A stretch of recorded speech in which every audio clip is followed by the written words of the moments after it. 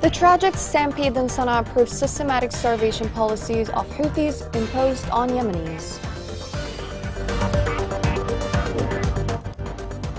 New international report accuses the Houthis of using humanitarian aid to recruit African migrants as fighters. Yemeni government stresses unity of the Presidential Council and questions Houthi commitment to peace.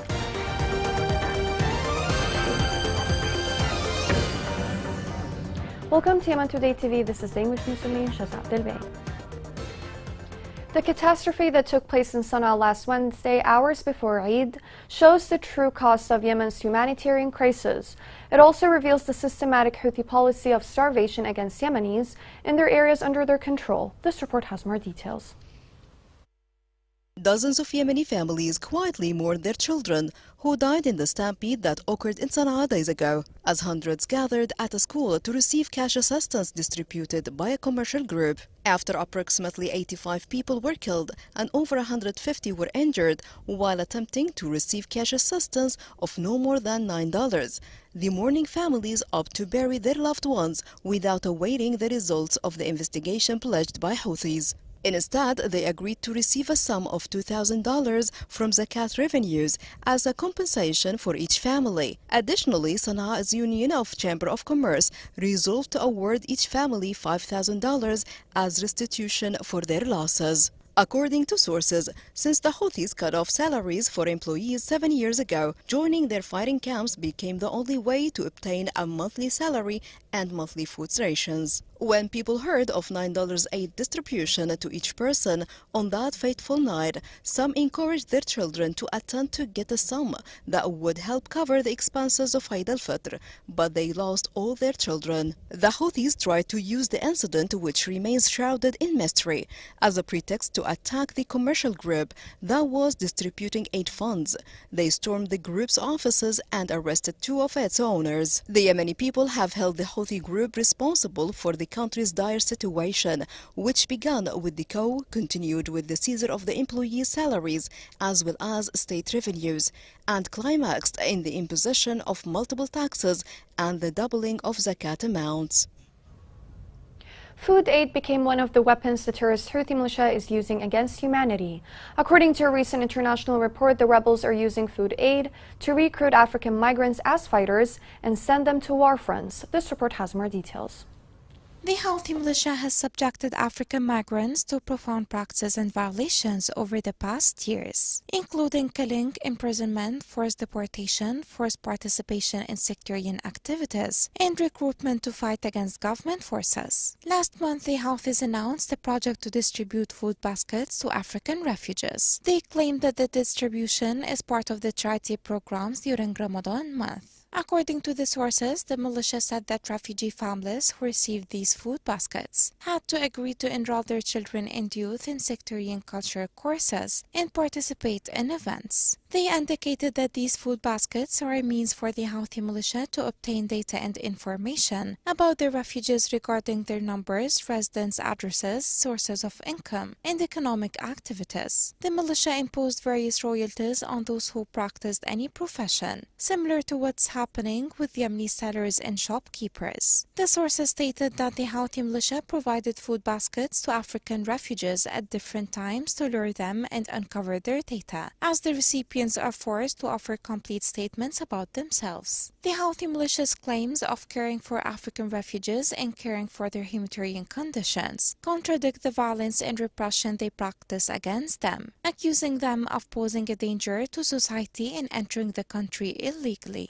During the past months, the militia admitted to chasing and kidnapping nearly 1,000 refugees from Saada alone. Houthi militia reported that over 700 refugees were transferred from the UN-sponsored shelter center in Saada to the prisons in Sana'a in preparation for their deportation. Meanwhile, the International Organization for Migration said that the voluntary return program had enabled more than 2,600 African migrants to return to their countries this year. 518 on dangerous journeys across the sea using primitive boats. IOM indicated that the refugees took this step under the brink of the humanitarian crisis and deteriorating conditions in Yemen. There is a need for secondary health care, for more support of the local facilities. There is a need in food security and livelihood sector. There are a lot of people who don't have enough food. Migrants don't have access to food. There is a need in the wash sector, hygiene promotion, latrines, showers. There is not enough water for people. So the needs is everywhere. In Taiz, 3 people were injured and 9 injured, including women and children, in a Houthi bombing on residential neighborhoods. In addition, sources indicated that the bombing targeted a house in the village, noting that the injured were subjected to many injuries, some of which were described as serious. Yemeni students in Sudan called on the government to intervene urgently to evacuate them from the areas of clashes. The students confirmed that they are stuck in their dorms without security, food, or health care, and that their lives are in great danger. They pointed out that other countries have evacuated their nationals from Sudan, while the Yemeni government turns a blind eye to their complaint. The students called on the international community and the media to support them and highlight their cause to the world before it's too late. The chairman of the PLC Council was briefed from the Minister of Foreign Affairs on the conditions of Yemenis in Sudan. PLC had gave instructions to redouble efforts and continuous follow-up to ensure the security and safety of the Yemeni community in Sudan and to provide them with all possible care. In this context, the Minister of Foreign Affairs said a crisis cell was formed to follow up the situation in Sudan, and it will study proposals, present urgent recommendations, and work to implement them. The Yemeni Presidential Leadership Council stressed that his lines are unified in front of the Houthi militia and questioned at the same time the rebels' commitment to peace. This report has more details. Chairman of the Yemeni Presidential Leadership Council, Dr. Rashad Al-Alimi, underscored the unity of the PLC, saying it was more united than ever. In an address from the interim capital Aden on the evening of Eid al-Fitr, he stressed that the Council was united over its central goal of restoring state institutions and peace and achieving legitimate aspirations. Al-Alimi had returned to Aden from the Saudi capital Riyadh, where he had held a series of meetings aimed at launching a comprehensive peace plan. He is accompanied by PLC member Aidarus al-Zubaydi. Al-Alimi added that a year since the formation of the PLC, the Iran-backed Houthi militias are still counting on its division. He stated that they will be proven wrong, saying the Council will remain united and determined to fulfill its duties during the transitional period in line with the agreed national, regional, and international references. Furthermore, he highlighted the PLC and government's efforts in accelerating growth and launching dozens of service projects that will be completed in various liberated provinces. He hailed in this regard the Saudi efforts aimed at pushing the militias to renew the nationwide truce and ceasefire and kick off a comprehensive UN-sponsored political process. However, the Houthis continue to stall and refuse to respond to peace efforts. Rather, they aim to exploit them for political gain and misleading propaganda. Al-Alimi declared in order to liberate peace from such narrow interests, populist speeches, and false victories, we must be diligent and hold on to hope and the pledge of peace. We must confront the lies with the truth. Moreover, he accused the Houthis of sparking the war and choosing to carry on with it, in total disregard of the suffering of the people and their hopes for peace, security, stability, and freedom. He added that the PLC has made necessary concessions to ease the suffering of the people and facilitate the efforts of regional, international, and UN mediators. Coming next in the news.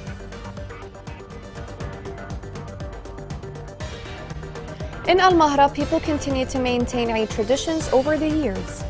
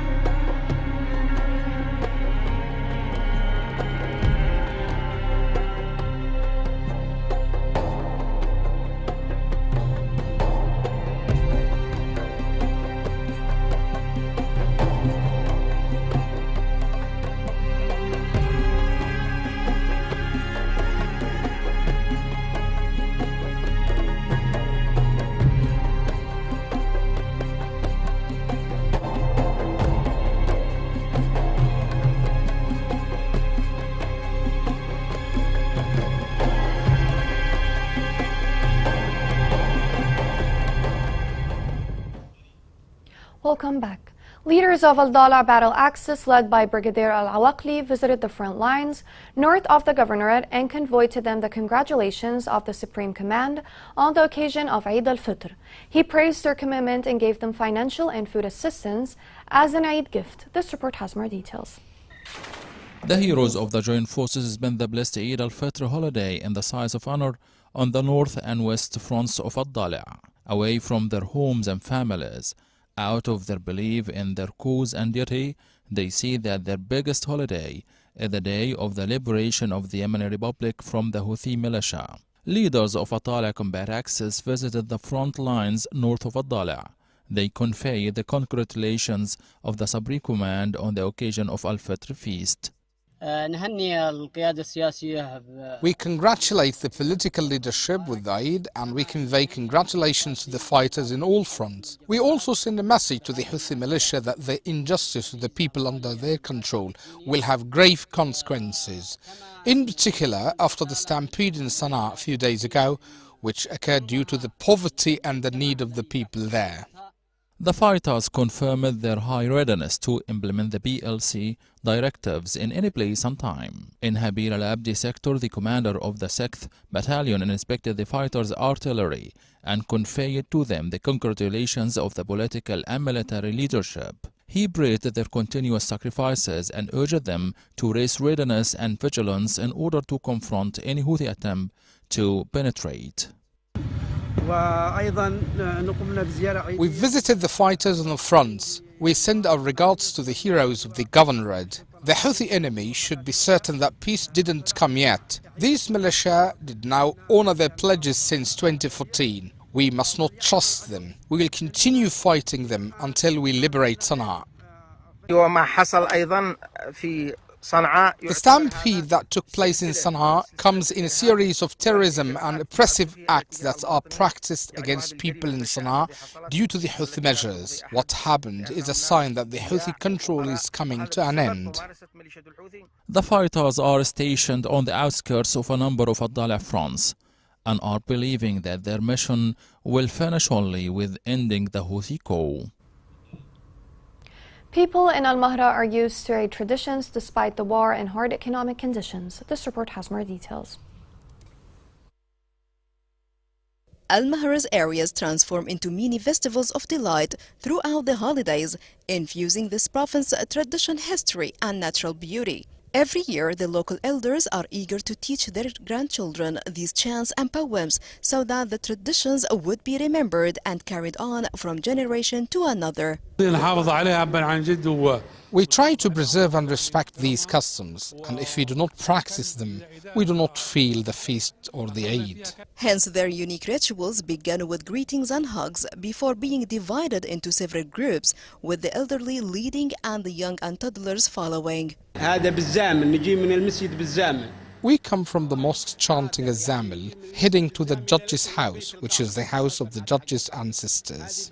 A zamil is raised in Mahri poems while visiting the homes of the elderly in the neighborhood. Well-known folk dance like Kabara and Habut are also performed during this time.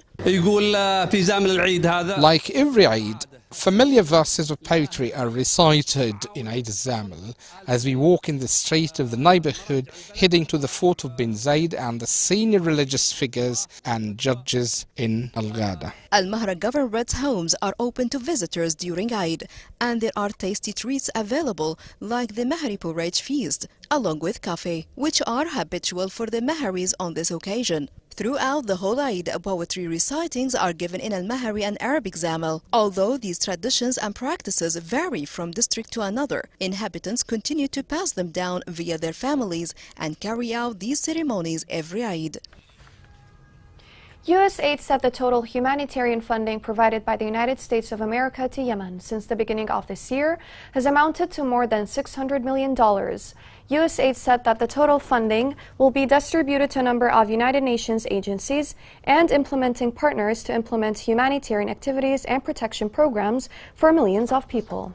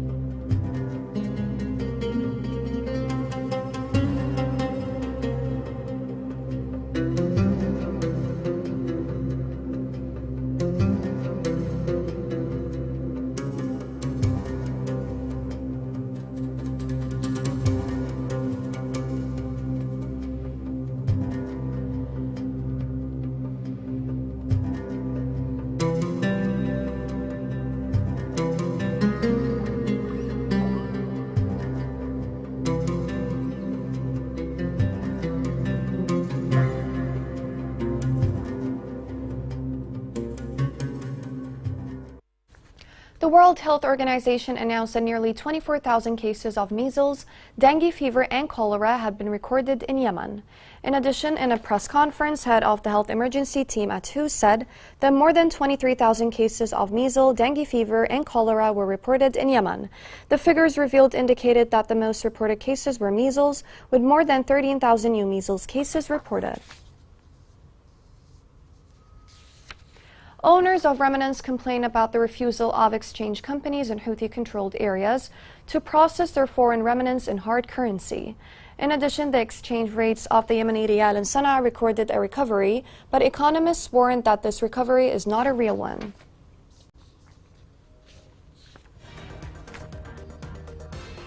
Here's a reminder of the main headlines.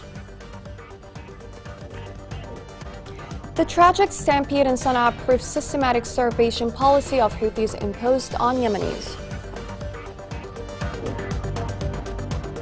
New international report accuses the Houthis of using humanitarian aid to recruit African migrants as fighters. Yemeni government stresses unity of the Presidential Council and questions Houthi commitment to peace.